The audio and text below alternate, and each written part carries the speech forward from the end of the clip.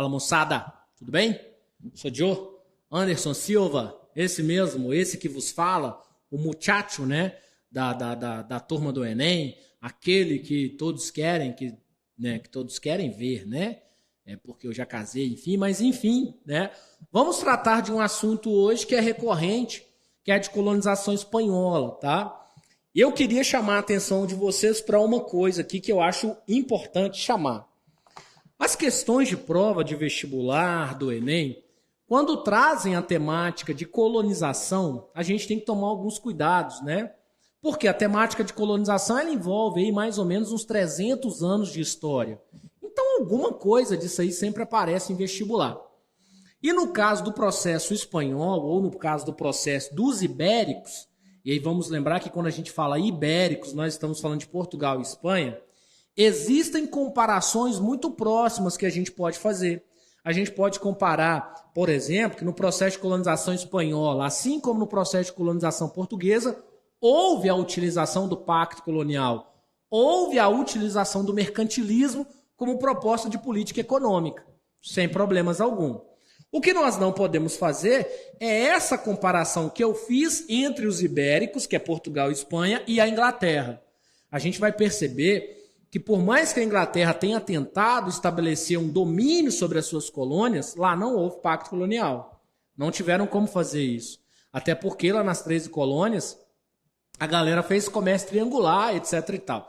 Então, quando o assunto for colônia, a gente tem que tomar um certo cuidado e, principalmente, além do cuidado da comparação, tomar cuidado principalmente com os povos que vão trabalhar nos processos coloniais. E o que o senhor fala quando o senhor fala dos povos? Eu estou falando que na América Espanhola nós vamos ter um grupo muito maior de índios sobressaindo no trabalho do que na América Portuguesa. Ué, mas você falou que na América Portuguesa tinha os escravos indígenas. Tinha. Só que aí que está o pulo do gato. Na América Espanhola, os índios não eram escravos. Os índios eram trabalhadores compulsórios. E a gente vai ver essa diferença aí, conversar um pouquinho sobre isso, para a gente estar super afiado aí para fazer qualquer questão aí. Beleza? Então a gente traz aí o termo de colonização espanhola e é importantíssimo nós entendermos como que a colonização espanhola vai acontecer a partir da sociedade. Pessoal, num curso preparatório, nós sempre buscamos aqui trazer para vocês a melhor forma de vocês conseguirem vislumbrar o conhecimento. Se eu estivesse na escola, provavelmente eu não ia tratar a partir daqui.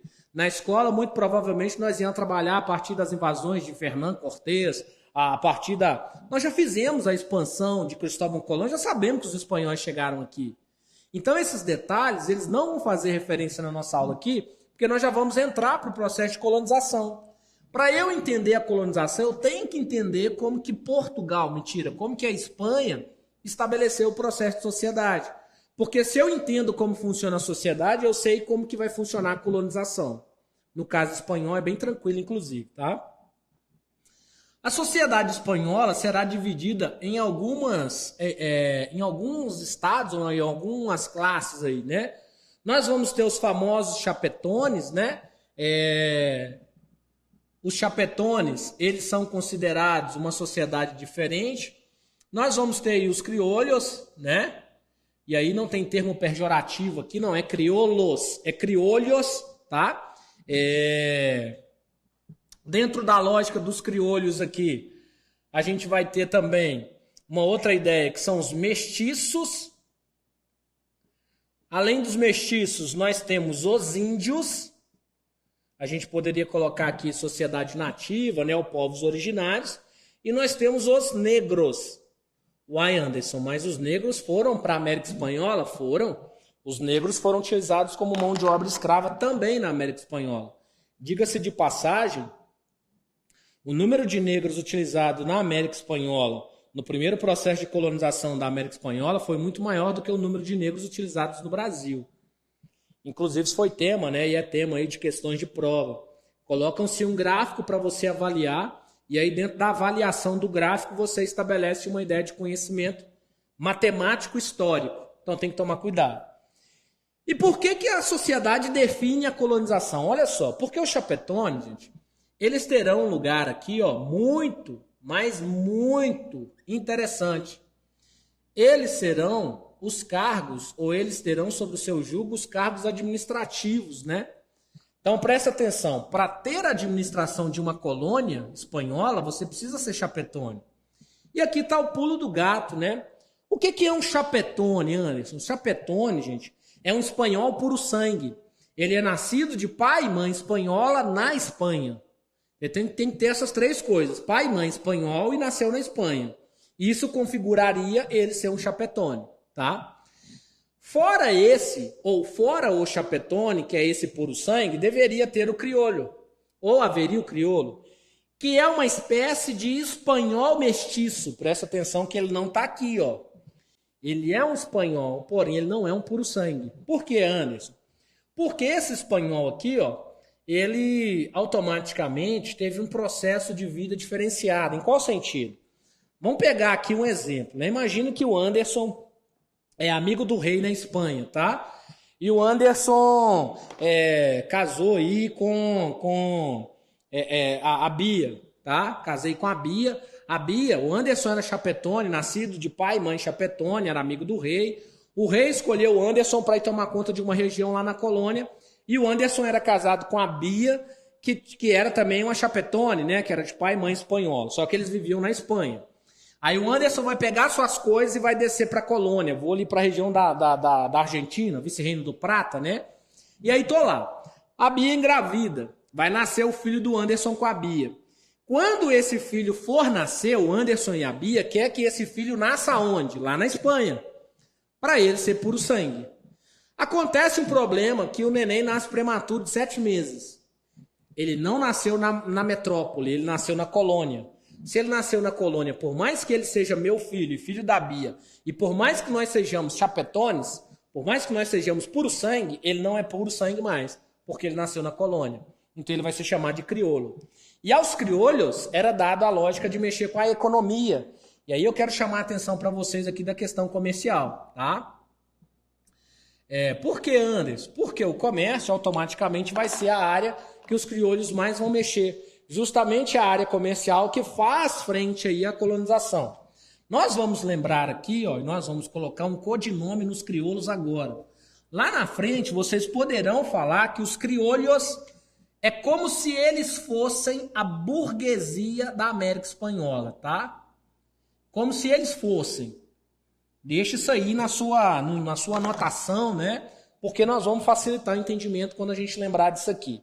Então os crioulos fazem as questões econômicas, eles vão ter muitos escravos, eles vão ter muito comércio, eles vão ter muita grana.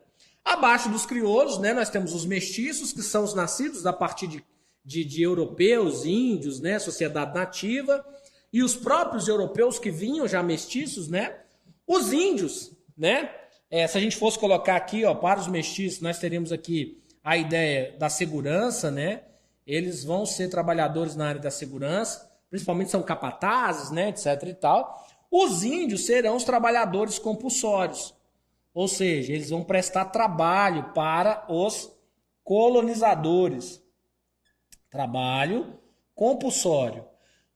Trabalho compulsório é trabalho escravo? Não, tá? E os negros? Os negros têm o papel de escravos na América Espanhola. Tranquilo? Então nós temos aí, ó, toda a sociedade determinada aqui no quadro para vocês. E por que facilita o nosso entendimento depois que a gente fala da sociedade para a gente falar do processo efetivamente de colonização? Porque quando a coroa espanhola resolveu dividir chapetones e crioulos e subdividir os mestiços, índios e negros, ela tinha uma ideia, né? Ela tinha um propósito, né? Para o território colonizado ou para o território conquistado. A coroa portuguesa, então, ela resolve fazer a divisão territorial. Como assim, Anderson? Se a gente puder observar, né, a gente vai ver que a América Espanhola inteira, gente, você pega a América Espanhola do sul, né, do continente americano, do sul do continente americano até o norte do continente americano, banhado pelo Pacífico. Tudo isso é América Espanhola. Era uma regionalidade muito grande. Então a coroa espanhola resolveu dividir esse lugar em 8 partes. Ela colocou 4 vice-reinos. A gente vai entender isso aqui também para facilitar nossa visão. os 4 vice-reinos, lugares maiores, e as 4 capitanias gerais. Quando a gente fala de capitanias gerais, nós estamos falando de capitanias hereditárias? Não. As 4 capitanias gerais, lugares menores. Então, para cada um desses lugares, né, se são 8 lugares, nós vamos ter um governo. Ou vou colocar aqui no termo mais legal, um administrador para cada território. Então, o que eu quero que vocês vejam quando eu escrevo isso aqui? Que a cada um território desses nós vamos ter o quê? Um chapetone. A coroa portuguesa vai enviar alguém da Espanha. Por quê? Porque ela tem que acreditar em alguém que vem da Espanha. Então, o chapetone ele se torna o cargo que? O cargo de confiança, né? É tipo o Brasil, esses lugares que a gente vê que tem a empresa, né? E a empresa coloca alguém em um cargo de confiança. Por exemplo, eu sou o coordenador de cursos aqui no Prolabore, então eu exerço um cargo de confiança, né? Então, esse chapetone é isso. Aquele que exerce o cargo de confiança é aquele que vai administrar a porção que lhe cabe, a porção que lhe foi cedida, tá? Dentro dessa lógica de porções, 4 vice-reinos e 4 capitanias hereditárias aí. Tranquilo? Bom. E como que eu mantenho essa lógica administrativa centralizada, né?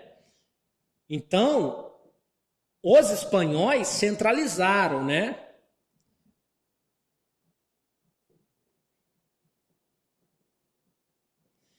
Eles fizeram a centralização administrativa da colônia, presta atenção, na metrópole. Como assim, Anderson? Você centraliza a administração da colônia, não é na colônia. Não é o chapetone que tem todos os poderes sobre a colônia. Quem tem todos os poderes sobre a colônia é o rei. E aí o rei criou órgãos específicos para ele administrar. Nessa lógica de administração ali, o rei criou 2 órgãos específicos. Ele criou o Conselho das Índias,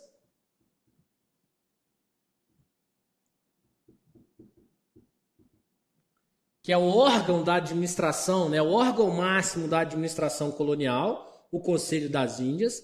Além dele ter criado o Conselho das Índias, criou-se também a Casa de Contratación. O Conselho das Índias, então, ele cuida, né, administrativamente do andamento das colônias.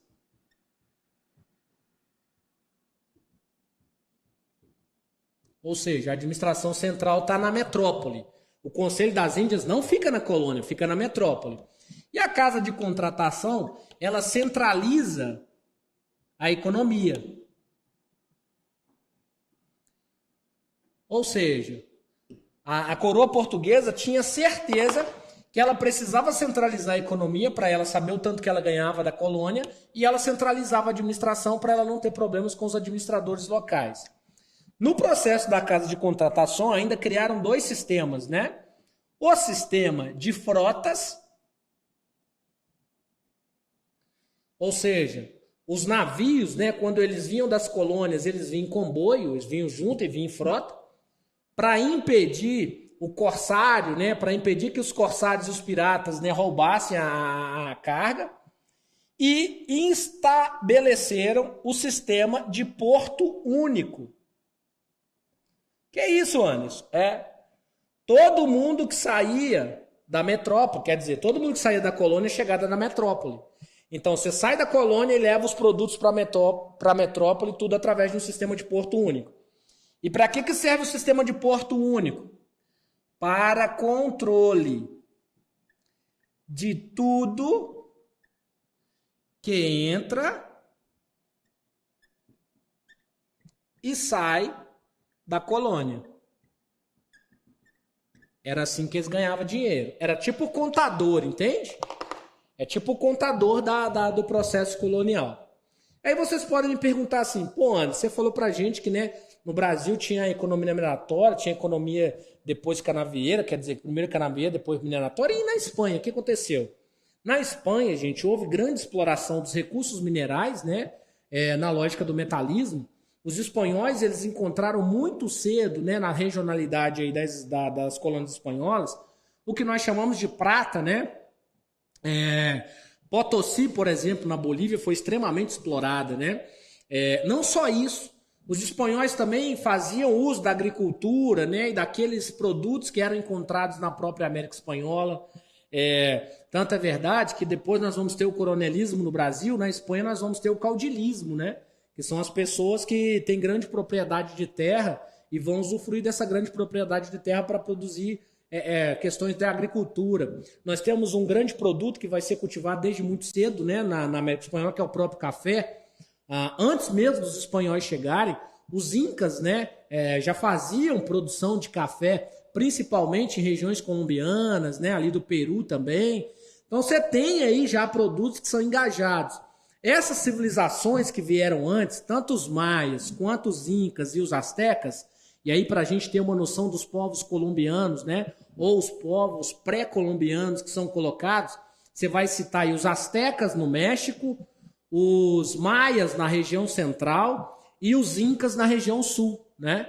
Esses três povos, eles foram dizimados. Por exemplo, os astecas, quando o Hernán Cortés tomou o México, né, que tem lá a cidade do México, que é a famosa Tenochtitlán, que era a capital do Império Azteca, os astecas já eram extremamente organizados.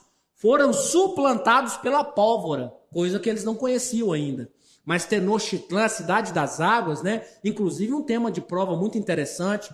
Tenochtitlán, a cidade do México hoje, ela vai afundando, né? Depois você pesquisa na internet para você ver. Todo ano ela afunda em média 4 centímetros. Porque quando Tenochtitlán foi construída, ela foi construída sobre as águas, né? Sistema de produção dos astecas lá atrás. Os maias serão dizimados, né? Até mesmo porque os maias serão dizimados antes mesmo da grande quantidade de europeus chegarem. E nós vamos ter os incas. Tanto incas quanto astecas não aceitavam a lógica de imposição do trabalho. Foram dizimados. Os europeus não tiveram consciência. Não quer fazer, a gente mata. E aí tira da frente aquilo que a gente não quer. Hoje você pode visitar cidades chilenas, né? Como Machu Picchu, por exemplo. Tem uma outra que é Ops também, né? Você pode ir para Machu Picchu, né? E fazer lá algumas coisas, ver lá as ruínas da cidade dos Incas, né? Enfim, para conhecer um pouquinho. Mas basicamente é isso, pessoal. O processo de colonização espanhola, ele vai aí até o século XVIII, XIX, né? Esse final do século XVIII, início do século XIX, extraindo todas as riquezas naturais que encontravam pela sua frente, tá? Nesse momento, muito vinculado à lógica da prata, que era o que dava muito na região da costa pacífica, e também daquilo que dava no sentido agricultável, né? Vamos lembrar que os europeus gostavam muito dos produtos que eles extraíam aqui. Sem contar, né, gente, que tanto na América Portuguesa quanto na América Espanhola, fauna e flora viraram um objetivo de caça, né? Porque eles usavam muita pena para adorno, né? Os animais selvagens que aqui estavam sofreram também. Mas ficamos por aqui. Próximo bloco a gente vai falar um pouquinho da colonização inglesa, tá bom?